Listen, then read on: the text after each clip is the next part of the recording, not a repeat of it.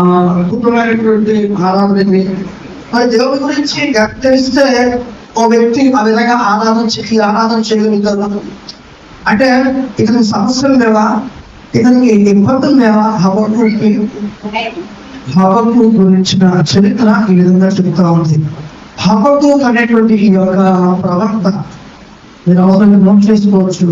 యూదా మనం చదువుతున్నటువంటి బైబిల్ హిస్టరీలో మనము చరిత్ర నాకు రెండుగా విడిపోతుంది.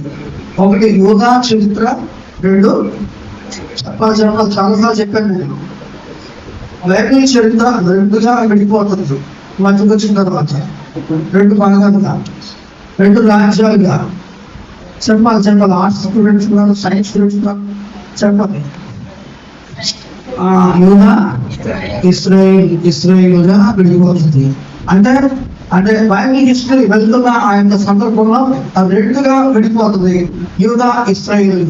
యూదాకి దావీదు వంశం రాజుగా ఉంటే ఇస్రాయేలుకి ఇతర వంశాల వారు రాజుగా ఉన్నారు.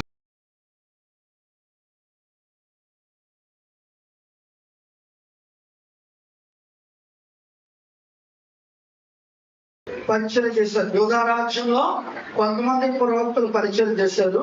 ఇశ్రాయేలు రాజ్యంలో కొంతమంది ప్రవక్తలు పరిచయం చేశారు. ఎవరితో చెప్పండి మాట. ఇశ్రాయేలు రాజ్యంలో మీరు నోట్ చేసుకోండి ఆ మాట కూడా. అంటే ఎవరైనా నోట్ చేసుకుంటారు, మైండ్ లో పెట్టుకోండి. లేదా మళ్ళీ చెప్పండి నోట్ వస్తాయి. యూదా రాజ్యంలో కొంతమంది ప్రవక్తలు పరిచయం చేశారు. ఇశ్రాయేలు రాజ్యంలో ప్రవక్తల గ్రంథాలని ఎన్ని భాగాలుగా రెండు భాగాలుగా ఏంటి? Very good. పెద్ద ప్రవక్తలు, చిన్న ప్రవక్తలు. ఆ చిన్న ప్రవక్తల్లో మరి చిట్ట చివరి ప్రవక్త యోధాకి పరిచయం చేసిన వారిలో చిట్ట చివరి ప్రవక్త ఇశ్రాయేల్కి పరిచయం చేసిన వారిలో చిట్ట చివరి ప్రవక్త మీకా భక్తుడు. ఇశ్రాయేలుకి మరి పరిచయం చేసినటువంటి వారిలో చిన్న ప్రవక్తల్లో, ఇశ్రాయేలు పరిచయం చేసినటువంటి వాళ్ళలో చిన్న ప్రవక్తల్లో చిట్ట చివరి ప్రవక్త మీకా భక్తుడు, మీకా ప్రవక్త. అయితే యూదా వారికి పరిచయం చేసిన ప్రవక్తల్లో చిన్న ప్రవక్తల్లో చిట్ట చివరి ప్రవక్త హబక్కూ. యూదా వారికి వారి పరిచయం చేసిన ప్రవక్తల్లో చిన్న ప్రవక్తల్లో చిట్ట చివరి నుండి వాడు హబక్కూ అన్నమాట. హల్లెలూయా, హల్లెలూయా, హల్లెలూయా. ఈ నోరు బాగా తిరుగు. మరి ఏంటి మరి నీకు ఆహారం వద్దా, ఆశీర్వాదం వద్దా? గట్టి నోరు తెరిచి హల్లెలూయా చెప్పండి ఒకసారి. Very good. చూడండి ఇక్కడ రాయబడినటువంటి మరి ఈ యొక్క సాధారణంగా ఈ ప్రవక్తలైనటువంటి వాళ్ళు ప్రజలకి ప్రకటన చేస్తారు. ప్రవక్తలైనటువంటి ఏం చేస్తున్నారు? ప్రజలకి చేస్తుంది. రెస్పాన్స్ ఇద్దాక ముందుకు చెప్తాను. రెస్పాన్స్ ఇద్దాక ఎందుకంటే మీకు అర్థం నాకు అర్థం కాదు. బోధించుకుంటే నీళ్ళు వస్తే ముప్పై అది కాబట్టి మీరు మాట్లాడకూడదు. బోధించుకుంటారు ఏది మాట్లాడదు మన ఆ వ్యక్తి దగ్గర నుంచి వెళ్ళిపోతాయి. మాట్లాడతారు వాసం కాదు. కాబట్టి మూడు తెలిసి రెస్పాన్స్ చెప్పండి. చూడండి మరి ఏ మాట చెప్పుకుంటున్నాం. హబక్కూ విషయంలో ఇక్కడ ఇతడు యూదా యొక్క చరిత్రలో మరి చిన్న ప్రవక్తల్లో చివరి మరి ప్రతి ప్రవక్తల వచనాలు ఎలా ఉంటాయంటే ప్రజలతో మాట్లాడినట్టు ఉంటాయి. ఎలా ఉంటాయి? దేవుని మాట తీసుకెళ్ళి ప్రజలే చెప్తాడు ప్రవక్త అంటే. ప్రవక్త అంటే మరి చూడండి ప్రజల విజ్ఞాపం తీసుకెళ్ళి దేవుడు తెలియపరుస్తాడు. ప్రజల విజ్ఞాపం తీసుకెళ్ళి ఏం చేస్తాడు?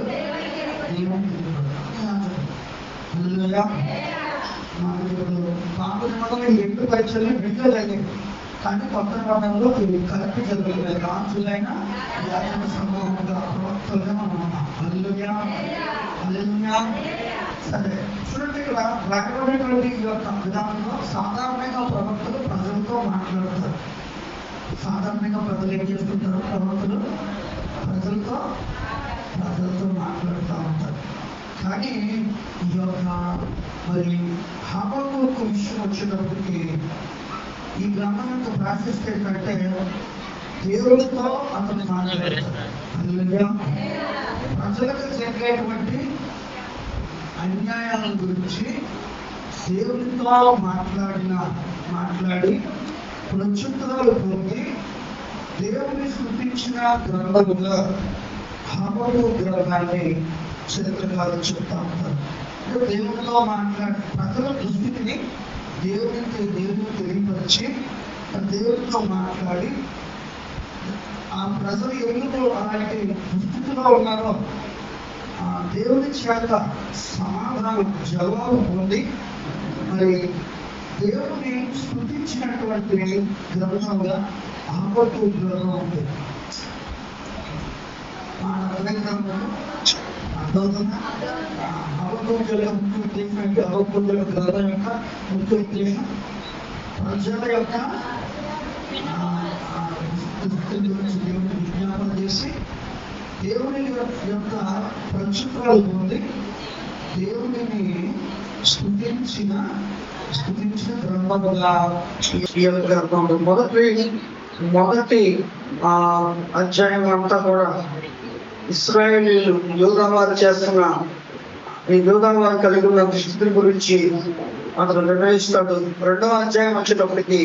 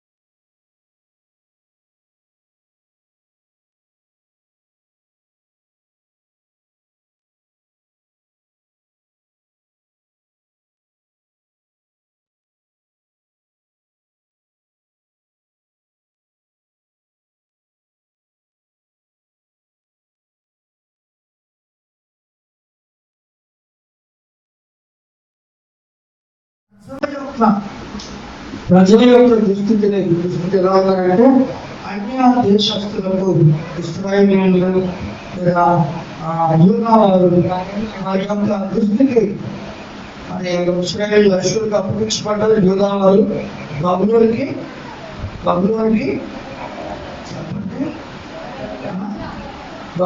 ఏం చేయబడ్డారు? అప్పగించబడ్డారు.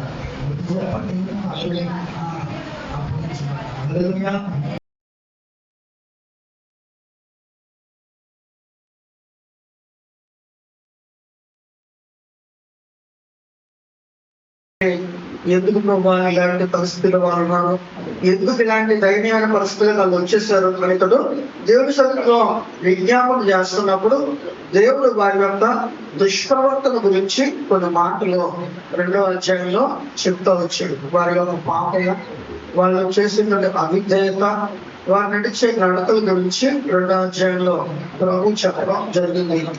మరి కాబట్టి వారి యొక్క అవిధేయతను బట్టి వారికంటే భక్తిహీనమైనటువంటి వారికి దేవుడు వారిని అప్పగించాడు.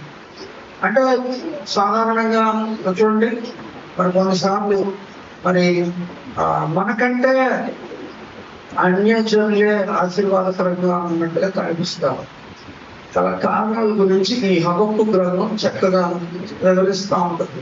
ఎందుకు అని అంటే నిజంగా మనం మన ఎదురయ్యేటువంటి క్రమాల్లో, ఎదురయ్యే పరిస్థితుల్లో మనం చూస్తున్నప్పుడు మన యొక్క తిరుగుబాటు లేదా కొన్ని బలహీనతలు బట్టి ఇలా జరుగుతూ ఉంటది అనేటువంటి సందర్భాన్ని ఈ యొక్క అధ్యాయం వివరించుకుంటూ వచ్చింది. ఆ క్రమంలో దేవుని యొక్క మంచితనము హబక్కూకి అర్థమైంది. హల్లెలూయా, హల్లెలూయా. దాన్ని బట్టి ఇతడు ఈ మాటని ఈ రీతిగా పాడుతూ పడుతుంది. మళ్ళీ చదువుదాం ఒకసారి. అంజూరపు చెట్టు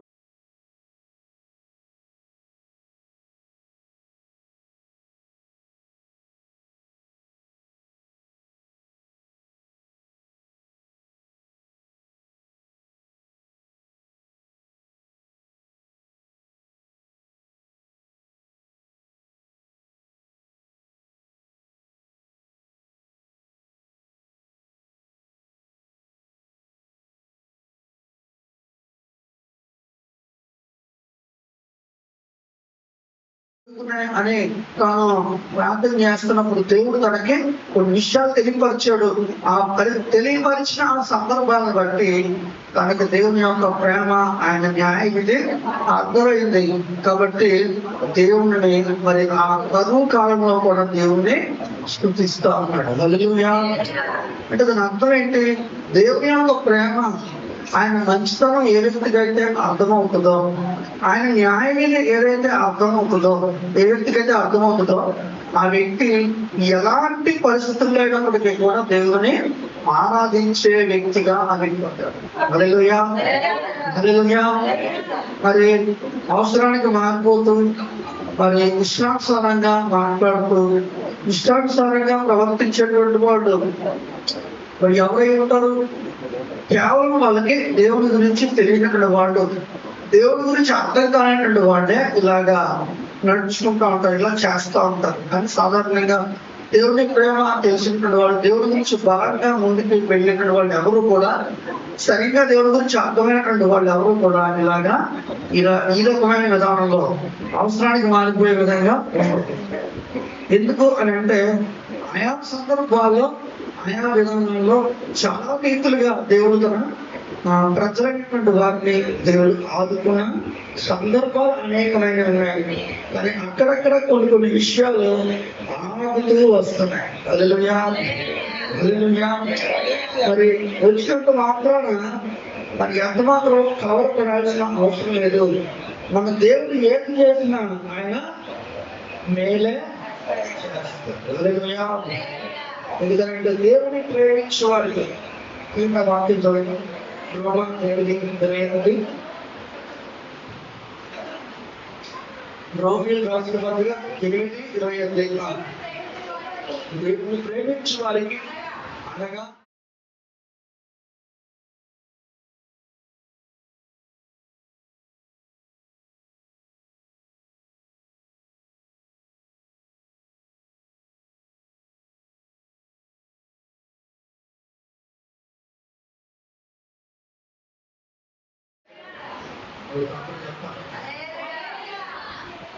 గట్టిగా అంటే మీరు అందరూ చెప్తే చాలు, గట్టిగా చేయండి, అందరూ వెళ్ళి చేస్తారు.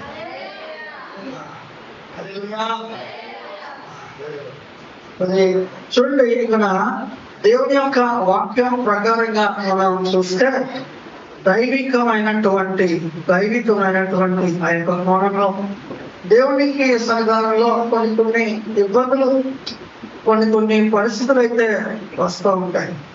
అవి కలిగినప్పుడు కొంచెం ఇబ్బందిగా అనిపించవచ్చు. బ్రాహ్మణ కుటుంబం నుంచి ఒక వ్యక్తి రక్షణ పొంది సువార్త పరిచర్య చేస్తూ ఉన్నాడట.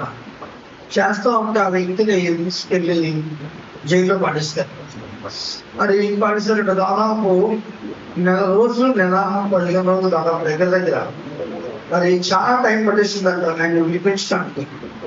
మరి చాలా సమయం తీసుకుంది, చాలా టైం తీసుకుంది.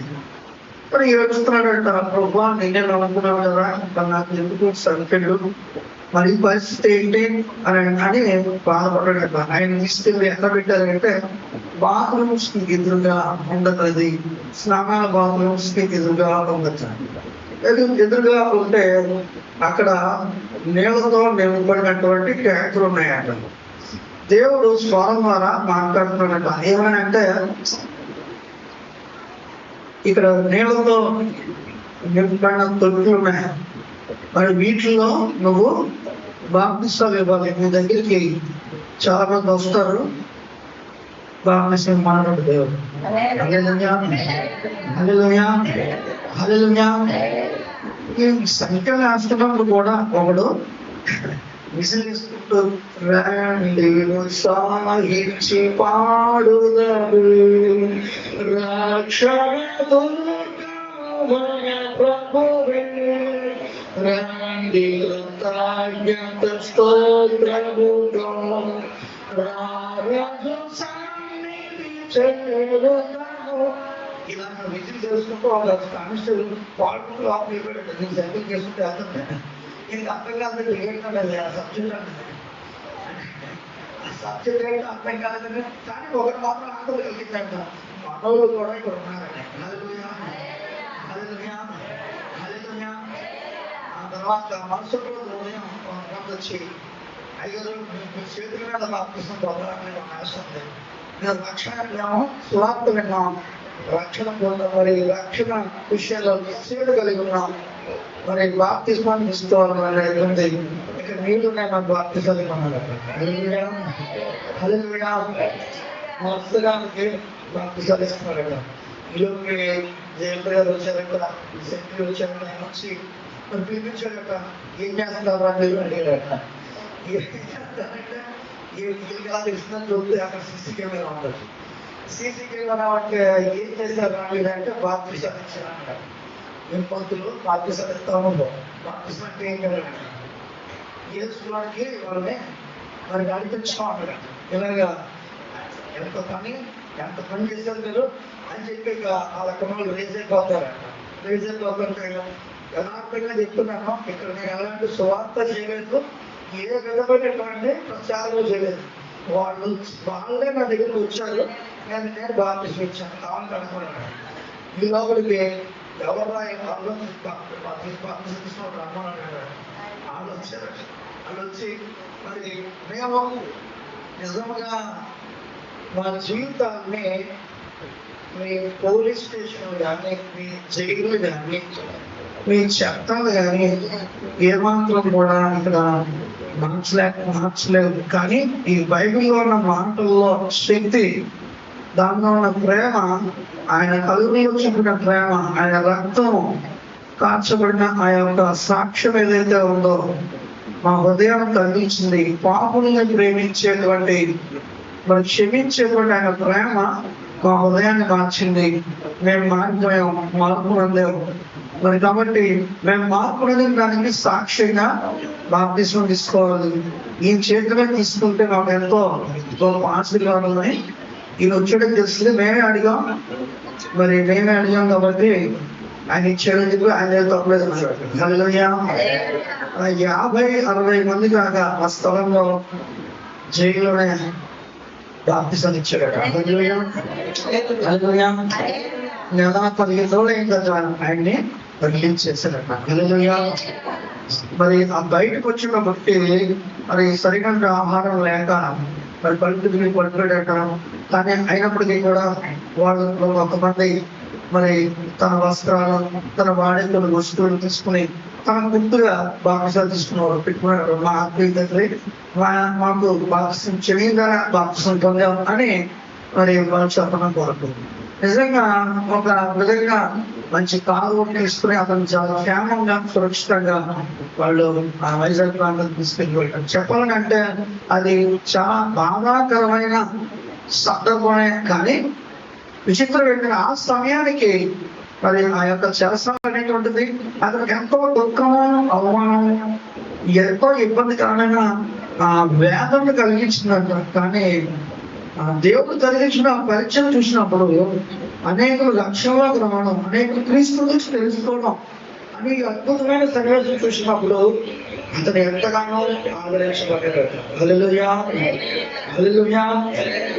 ఇక్కడ నేను ఒక విషయం చెప్పడానికి ఇష్టపడుతున్నాను. ఏంటంటే ఓ క్రైస్తవుడు నలగొట్టబడుతున్నాడు అంటే ఓ క్రైస్తవుడు విరగొట్ట పడుతున్నాడు అంటే కొంతమందికి మేలు కాకుండా దేవుడు ఎంత మాత్రం కూడా ఒక వ్యక్తిని శ్రమ గుండా నడిపించదు. హల్లెలూయా.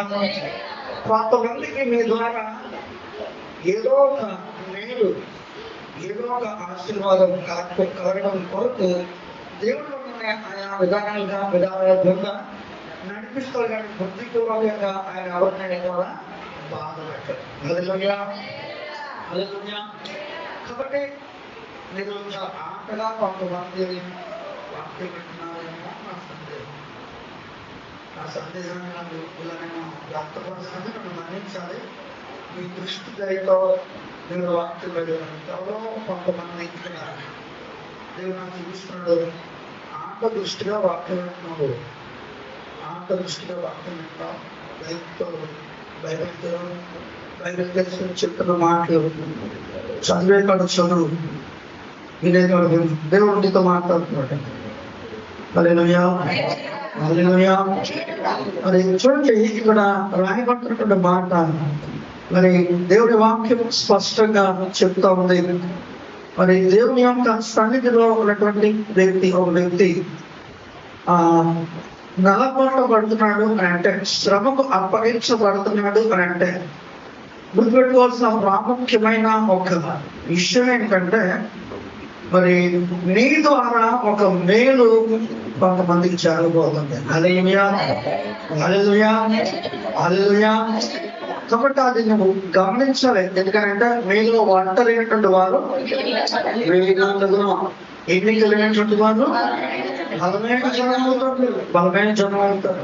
దేవుడు నేను శ్రమకు అప్పగిస్తున్నాడంటే, ఇబ్బందికి అప్పగిస్తున్నాడంటే, నేను చదువుకుంటున్న దినాల్లో నన్ను హాస్టల్లో వేశారు.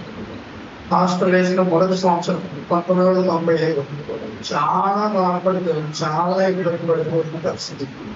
ఎందుకంటే అన్నము పట్టుకోవటానికి మీటింగ్ లో ఉండేది. చాలా ఇబ్బందికరంగా ఉండేది.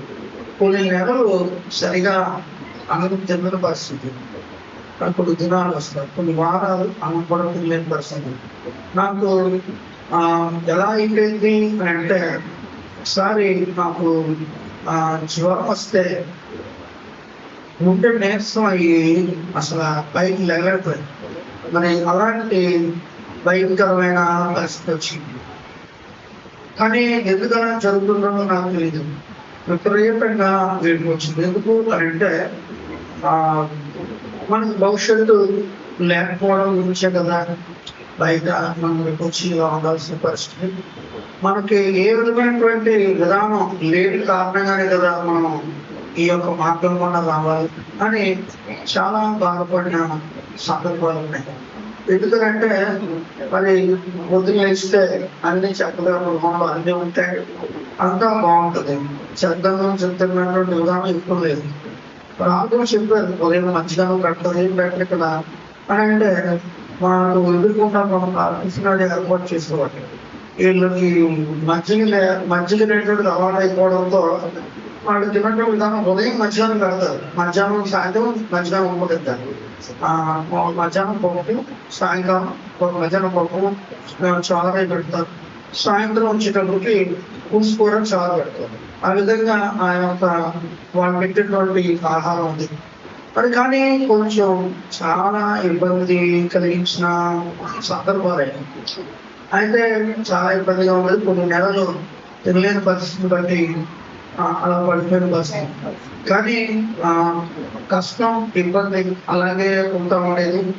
అయినా కష్టమైనప్పటికీ కూడా ఆ స్థలాల్లోకి వెళ్ళి చదువు నేర్చుకుని విద్య నేర్చుకుని విలువలు ఎక్కువ పడి మనకు తెలిసిన పద్ధతిలో ఏదో విధంగా మరి బ్రెయిల్ నేర్చుకుని చదువు అనేది స్టార్ట్ చేసి ముందుకెళ్తాము. ఇబ్బందికరమైన అంశాలు ఎన్నెన్నో వచ్చాయి. ఎన్నో పరిస్థితులు వాతావరణం సెట్ అయ్యేది కాదు. అందరూ ఒక మెత్తగా చూస్తూ ఉండేవారు. ప్రత్యేకంగా చూసేవారు, కొంచెం మెత్తగా కూడా చూసేవారు. మరి ఆ విధంగా ఉండేదన్నమాట మన పరిస్థితి.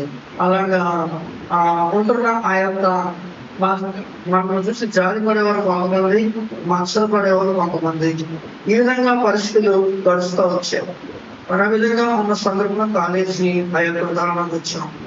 మరి కాలేజీలో కూడా ఎవరైనా మేము తీసుకెళ్ళాము, వాడు ఏం చేశాడంటే నేను జరగాల్సిన గ్రూప్ వాడు జాయిన్ అవ్వకుండా మనకి సహకరిస్తామని చెప్పాడు. మరి డౌట్ ఉంది సహకరించాడని, అయినా మన వాళ్ళు సహకరించి కొంచెం డబ్బులు ఏం కట్టారు. వాడు ఏం చేశాడంటే మన గ్రూప్ లో జాయిన్ అయితే మనగలగలేము అని చెప్పి వాడు వేరే గ్రూప్ లో జాయిన్ అయ్యాడు.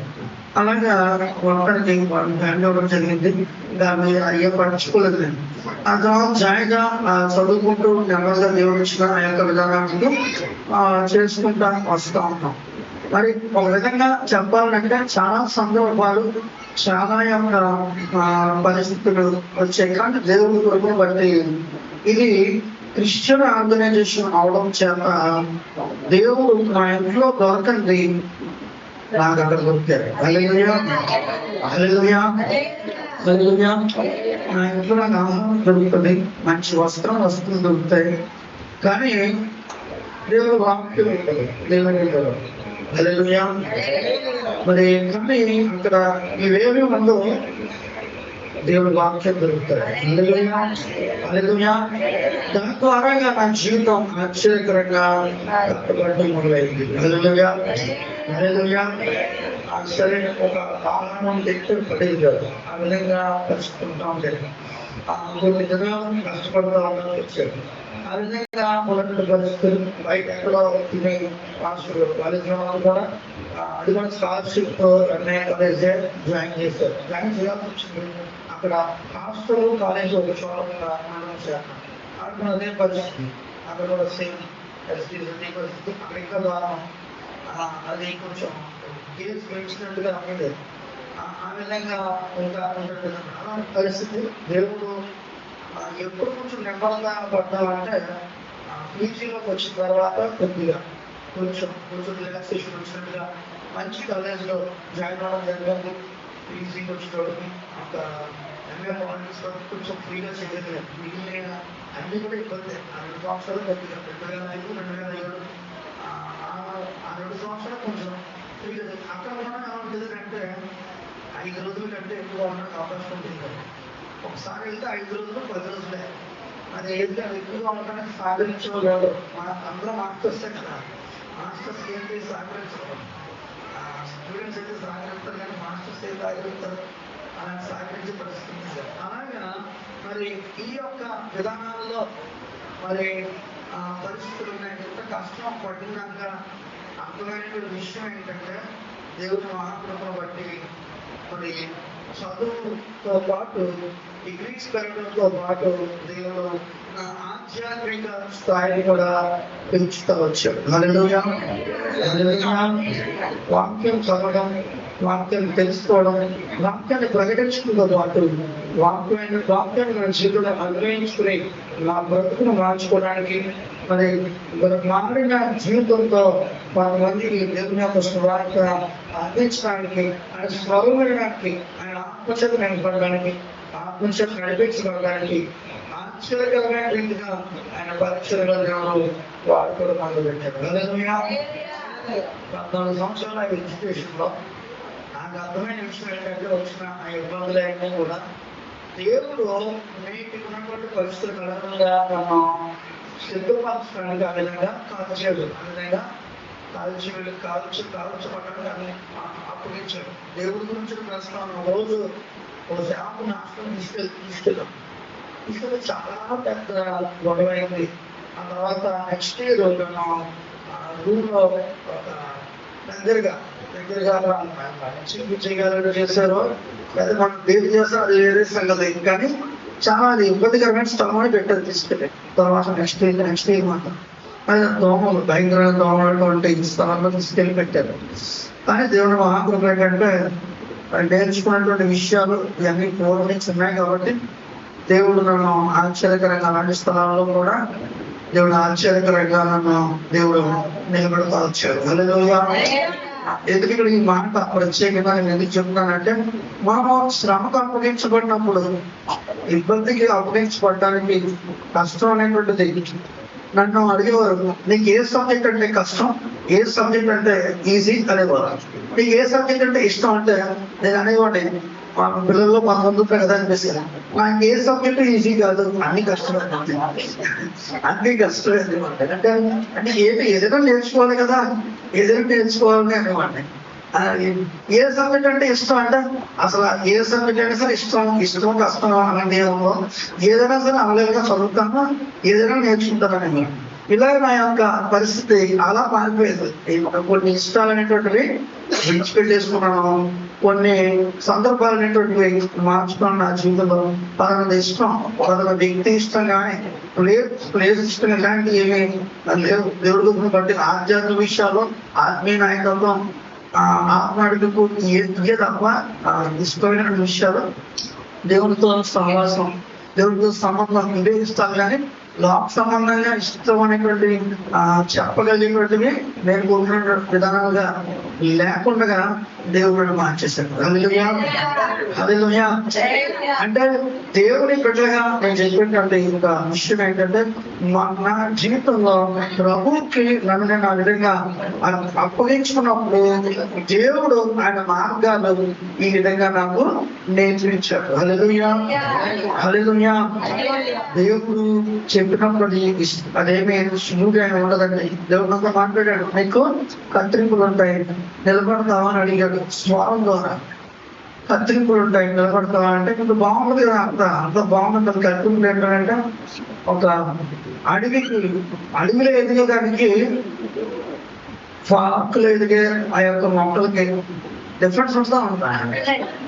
అడిగి ఎదిగేదా ఎలా పడతారో ఎదుగుతుంది. దానికి ఏ విధమైనటువంటి ఆ యొక్క కత్తిరింపు ఉండదు కాబట్టి అందం చందమే ఉండదు. అది సహజంగా అందంగా ఉండడమే తప్ప ఒకవేళ అందంగా ఉంటే మరి దానికి ఎలాంటి కరెక్షన్స్ ఉంటాయి. కానీ పార్క్ లో, గార్డెన్ లో, తోటలో పెంచబడిన ఆ యొక్క చెట్టుకైతే కత్తిరింపులు ఉంటాయి. మనం ద్రాక్ష తోటలో మరి తీగలు లాంటి వాళ్ళం. హల్లెలూయా.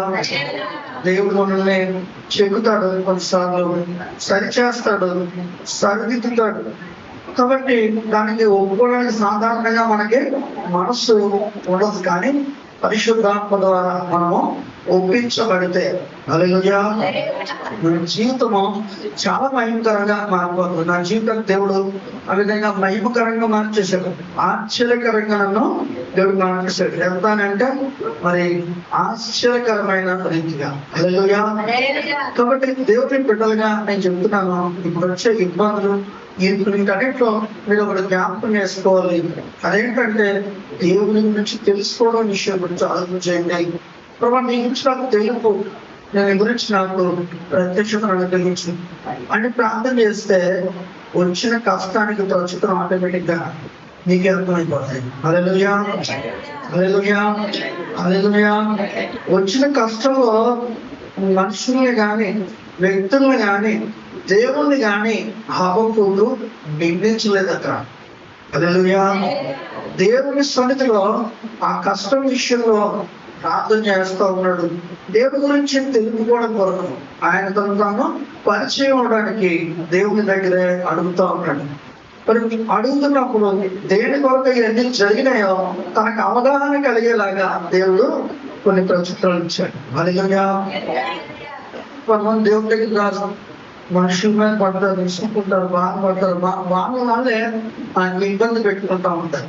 ఎంత అది ఇబ్బందికరమైన అంశం. కాబట్టి దేవుని బిడ్డలుగా నేను చెప్తున్నాను, కొన్ని ప్రశ్నలు ఉన్నాయి నీ జీవితంలో. మనస్ఫూర్తిగా మరి దేవుడి వైపు తిరిగి ఎప్పుడైనా దేవుని అడిగావా, ప్రభా దీని గురించిన పరిచయం నాకు పెంచు, దీని గురించిన పరిచయం నాకు తెలియకుండా అడిగావా? నేను చెప్తున్నాను, ఈ లోకంలో ఓ సబ్జెక్ట్ గురించి నేర్చుకుంటున్న వాళ్ళు చెప్తున్నారు. నేను నేర్చుకున్నది ఒక డాక్టరేట్ చేసిన వ్యక్తిని అడిగితే, సార్ మీరు పొందినటువంటి జ్ఞానం గురించి మీరు చెప్పండి అని అంటే, నేను తెలుసుకుంటే నిజమైనటువంటి జీవితంగా చెప్తున్నాను. నిజంగా ఆ యొక్క సబ్జెక్ట్ యొక్క పరిధి తెలిసిన వాళ్ళు మాట్లాడే మాట, నేను తెలుసుకున్నది కొంతే, ఇందులో తెలుసుకోవాల్సింది చాలా ఉందంటాడు. ఎంత నైపుణ్యంగా వాడినా సరే, నేను తెలుసుకుంది కొంతే, నేను తెలుసుకోవాల్సింది చాలా ఉంటుంది. 4 విషయాలుగా నువ్వు తెలిసింది దేవుడి గురించి. మరి మరి ఏదో తెలిసిపోయినట్టుగా, అసలు ఏదో మీకు అర్థమైపోయినట్టుగా భావించేసి వస్తున్న ఈ కష్టాలు నువ్వు చేస్తున్న తిరుగుబాటు ఏదైతే ఉందో అది చాలా చాలా చాలా తప్పని నా అభిప్రాయం. దేవుడి గురించిన ఆ పరిచయంలో నువ్వు పెరిగితే నీకు వచ్చే ఇబ్బందుల గురించి కూడా చెప్తావు కొంతమందికి. నేను ఈ పరిస్థితికి కారణం ఇదని, ఈ పరిస్థితికి ఇలా వచ్చి సొల్యూషన్ జరుగుతుందని. దేవుడి బిడ్డలకు ఆధిక్యత ఉంది. ఈ సమస్యల నుంచే కాదు, అనేక సమస్యల నుంచి పరిష్కారం కూడా చెప్తాం. హల్లెలూయా. ఆ పరిచయం పెంచమని ప్రార్థన చేయి. అప్పుడు దేవుని సంతానంలో నీకు వచ్చి ఆ ఇబ్బందుల గురించిన ఆ విషయాలు నీకు అవగాహన ఉంటాయి. అప్పుడు ఎలా ప్రార్థన చేయాలి, ఎలా గెలవాలో నీకు అర్థం అవుతుంది. మరి ఒక వ్యక్తి మరి ఉన్న సమస్యల నుంచి మనుషుల దగ్గర నుంచి పారిపోతే, స్థలాలను విడిచిపెట్టి పారిపోతే సమస్య పోతుంది అని అంటే, అలా నేను చాలాసార్లు మాట్లాడాను. అంటే చెప్తానంటే చెప్పాలి కూడా చెప్తాను. పారిపోయిన చోట 4 గంటలు వచ్చాక ఉన్నాయి. అంటే పారిపోతాను, ఆకాశం ఎక్కడా నాకు ఉన్నాడు, సముద్రంలో జరగానే నాకు ఉన్నాయి. పారిపోయేది మనం పారిపోయాం అనుకోండి, మరి నిజంగా ఎక్కడైనా ఇదే సమస్య. నువ్వు ఆలోచించే, ఎక్కడికి వెళ్ళినా ఇదే సమస్య వస్తుంది. ఇదే ఆకలి బాధలు, ఏ అప్పు సమస్యలు, ఏ అనారోగ్యాలు. మరి ఆస్ట్రేలియా వెళ్ళినా ఉంటాయి, ఆఫ్రికా వెళ్ళినా ఉంటాయి, అమెరికా వెళ్ళినా ఉంటాయి, ఎక్కడికి వెళ్ళినా ఉంటాయి. ఎక్కడ పారిపో, ఆంధ్ర తెలంగాణ పారిపో. తెలంగాణలో అప్పులు లేని వాళ్ళు ఉన్నారు ఎవరన్నా? తమిళనాడులో అప్పులు లేని ఉన్నారా? లేకపోతే కర్ణాటకలో అప్పులు లేని ఎక్కడ ఏ రకంగా అనారోగ్యాలు ఎటువంటి వాళ్ళు ఉన్నారా? నిజంగా హాస్పిటల్లో పనిచేసే డాక్టర్లు కూడా అనారోగ్యాలు అంటే మందికి చాలా అద్భుతమైన వైద్యం చేస్తారు కదా. మీకే జ్వరం వచ్చితే నేనేం చేయమో నేను మనిషిగా కదా అక్కడ. అనగా దేవుడి గురించిన పరిచయం పెంచమని ప్రార్థన చేయండి. దేవుడి గురించిన పరిచయం మీకు పెరిగితే నిజంగా మీ పరిస్థితి చాలా ఆశ్చర్యకరంగా మారిపోతుంది. ఎప్పుడైతే ఆ పరిచయం పెరుగుతుందో దాని గురించి నీకే అవగాహన కలిగి దేవుడిని బట్టి ఎంతగానో సంతోషించగలుగుతాం. హల్లెలూయా, హల్లెలూయా. అందుకే హబక్కూకు ఈ అధ్యాయం ముగింపు ఒక అద్భుతమైన ప్రవచనాత్మక వాగ్దానాన్ని బట్టి ఇక్కడ జ్ఞాపకం చేస్తారు. ముగింపులో ఆ వర్షం చదవడం, ప్రభువు యెహోవాయే నాకు బలము,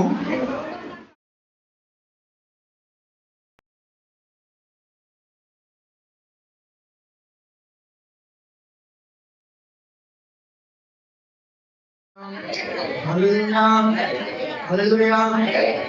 ప్రవచనాత్మక వాగ్దానం ఇది, ప్రవచనాత్మక వాగ్దానం. ఆయనే నా బలము, ఆయన నన్ను నా కాళ్ళను లేని కాళ్ళలో చేసి ఉన్నత స్థలంలో ఏం చేస్తారట?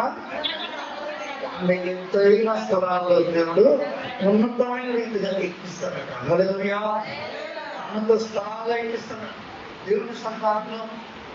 ఎందుకు ఈ మాట అబద్ధం చెప్పాడంటే, ఏది ఏమైనప్పటికీ కూడా దేవుడు దయ కలిగిన వాడు. హల్లెలూయా. ఆయన కృప కలిగిన వాడు. ఆయన నా యొక్క ఆధారం, ఆయనే నా రక్షణ. హల్లెలూయా. కాబట్టి దేవుడే నన్ను నడిపిస్తాడు, కాపాడుతాడు, బలపరుస్తాడు. ఆయనే నా ప్రాణం. హల్లెలూయా. నన్ను ఆయన ఉన్నత స్థలాల్లో ఎక్కిస్తాడు. అంటే నా కాళ్ళను లేడి కాళ్ళలాగా చేసి, హల్లెలూయా, నా వేగం పెంచి. ఇప్పుడు నేను స్టాప్ లో ఉండొచ్చు, ఇప్పుడు నేను స్టాప్ అయిపోతున్నట్టుగా ఉండొచ్చు, స్టాప్ అయిపోతున్నట్టుగా ఉండొచ్చు, స్ట్రక్ అయిపోతున్నట్టుగా ఉండొచ్చు. కానీ దేవుడు నన్ను బలపరుస్తాడు, లేడులా పరిగెడతా. హల్లెలూయా, హల్లెలూయా, హల్లెలూయా. ఎలా ఉంటుంది అని అంటే ఆయన నన్ను అది ఉన్నత స్థలాల మీద ఆయన నడిపిస్తాడు. హల్లెలూయా.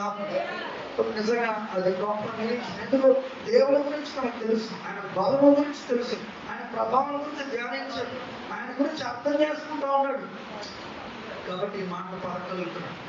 నీ జీవితంలో కూడా ఈ మాటలు పలకగలగాలి విశ్వాసంతో. నీ జీవితంలో ఇలాంటి మాటలు పలకగలగాలి. ఎందుకంటే మన దేవుడు మంచి దేవుడు. హల్లెలూయా. బుద్ధి కొరకైనా ఎవరిని ఆయన శ్రమకు బాధకు అప్పగించేవాడు కాదు. హల్లెలూయా. ఎవరిని ఇబ్బందులకు ఉండకుండా నడిపించేవాడు కాదు. హల్లెలూయా. ముఖ్యంగా నీ కొరకు ప్రాణం పెట్టాడు. ఆయన కొరకు ప్రాణం పెట్టేవాడు నీ ప్రాణాన్ని విసిగించేవాడు గారు ఉంటాడా? అది ఆలోచించారు సార్. మరి ఎంత అది బుద్ధిహీనత కదా. నీకోసం ప్రాణం పెట్టిన దేవుడు నీ ప్రాణాలు విసిగించే నేను ఇబ్బంది పెడితే ఆ పరిస్థితి ఆయన కలగచేయండి. ఆయన గురించి పరిచయం వచ్చిన రోజు ఆయన గురించి తెలుసుకో, ఆలోచించి ఓ సత్యం గురించి ఒకసారి అడిగితే ఇంకా నేను నేర్చుకోవాల్సిన ఎంతో ఉన్నాను అంటూ ఉంటాడు. మరి నిజంగా ఎంతో చేసినప్పటికీ ఎన్నో కొన్నిసార్లు మన కొత్త కొత్త విషయాలు కూడా అది కనిపెట్టినప్పటికీ కూడా నాకు ఇంకా తెలుసుకోవాల్సి చాలా వరకు చాలా కష్టమే అంటాడు. ఓ లాంగ్వేజ్ గురించి ఒక లాంగ్వేజ్ గురించి అడిగితే అలాగే మాట్లాడతారు. మహాసముద్రం అంటారు, ఇంగ్లీష్ గురించి మాట్లాడితే అది మహాసముద్రం అంటారు. అట్లాగా మరి ఏ విషయం గురించి మాట్లాడినా కూడా తెలుసుకున్నదేమో ఘోరంతా తెలియాల్సింది కొంత మనమే చేస్తున్నాం. వృత్తి ద్వారా వచ్చినప్పటికే ఏదో ఒక సందర్భం మనకు అర్థమైపోయినట్టు మనం చేసుకుంటూ ఉంటాం, ఇబ్బంది పడిపోతూ ఉంటాం, కోపడిపోతూ ఉంటాం, ఎవరి మీద చూపించేస్తాం లేదా మన మీద మనం చూపించుకుంటూ ఉంటాం.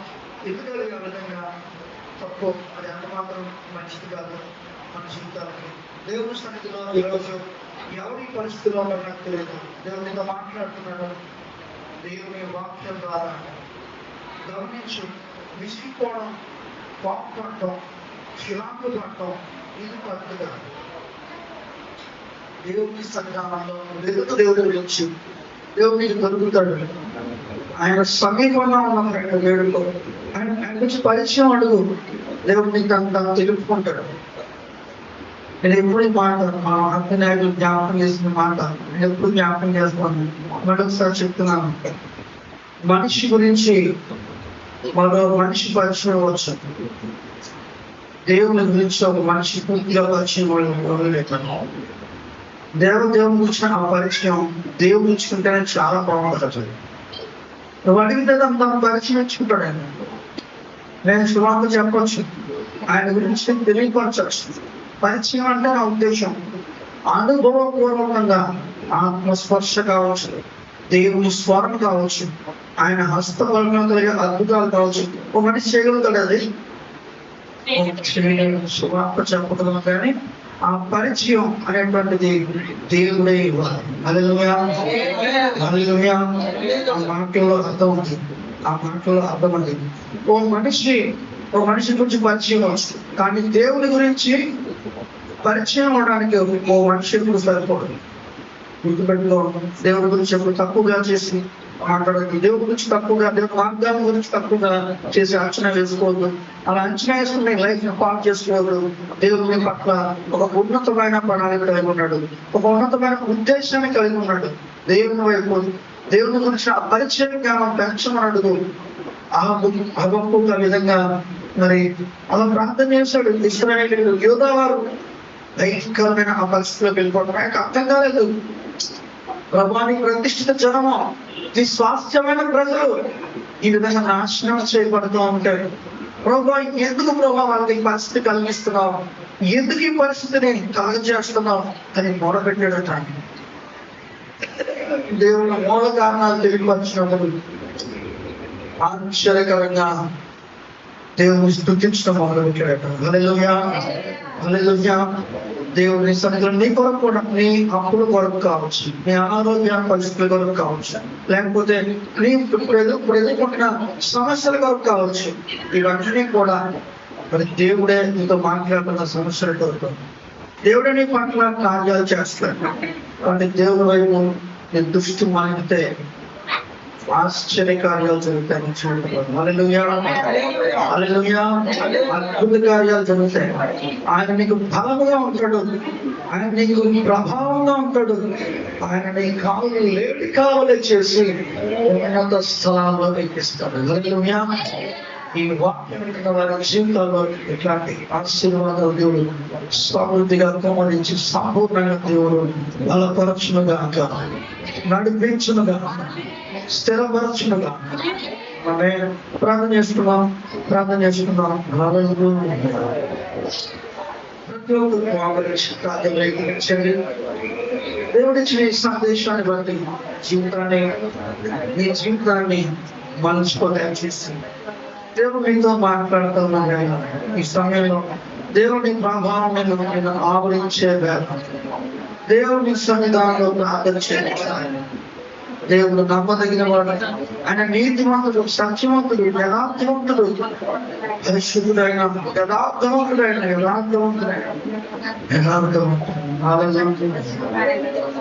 నమ్మదగిన దేవుడు వచ్చేవాడు. నీ పరిచయం పెంచుకోలేదు. నీ పరిచయం జ్ఞానంలో నీ కార్యాలు అనుభవంలో తెచ్చుకోలేదు.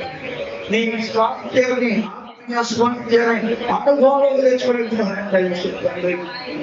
నా పట్ల దయచేసి వస్తువులు కష్టాలు వస్తువులు కన్నటి పర్యావరణాన్ని జ్ఞాపకం చేసుకోండి. దేవుని జీవితంలో అద్భుతం చేస్తాడు. ఊరికి అబద్ధాలు కష్టాలు అప్పగించు. మరి మన యొక్క బలహీనతలు బట్టే మనం పరిస్థితులు బట్టే మనం శోధించబడతాం. ఎవరినైనా శోధనగా అప్పగించడం. దేవుడి పరిచయం లేదు. దేవుడు నాకు పరిచయం అయ్యాడు. పరిచయం దొరికింది. ఎన్ని శ్రమలైనా, ఎన్ని ఇబ్బందులైనా, ఈ స్థాయికి వచ్చాడు. ఎన్ని ఇబ్బందికరమైన పరిస్థితులు వచ్చినా దేవుడు నిలబడడానికి చూపించాడు. ఎన్నో ఆటంకాలు, ఎన్నో అవరోధాలు ఈ స్థాయికి వచ్చేప్పటికీ కూడా కానీ దేవుడు ఎంతగానో మంచి కాబట్టి పరిచయం పెంచాడు. లెవెల్స్ పెంచుతూ వచ్చాడు. ప్రతి సంవత్సరం ఆయన అభిషేకంలో పెరుగుతూ వచ్చాడు.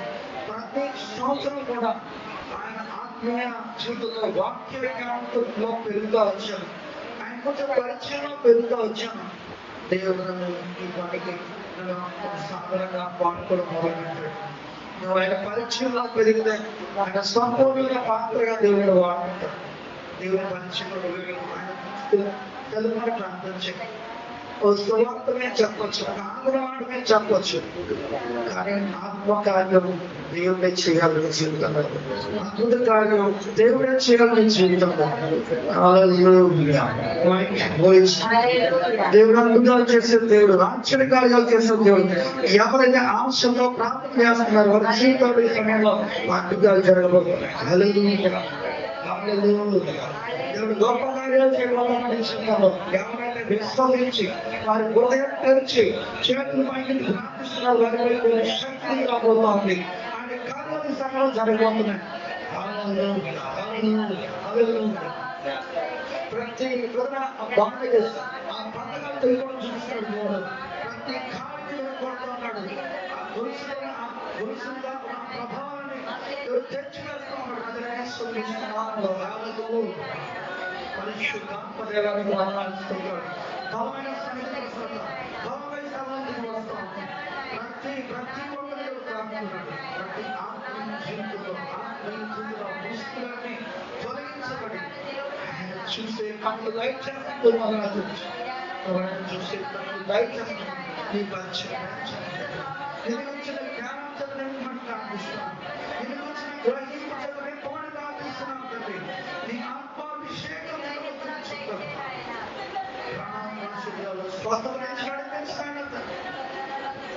పరిశుద్ధుడా పరిపూర్ణాన్ని పరిశుద్ధ స్తోత్రాలు తెలుసు. ఒకటి తాకడి బలపరచు. ఎందుకంటే ఈ వాక్యం ఒకరి జీవితాల్లో ప్రభా దీని బట్టి ఫలింపచేయండి.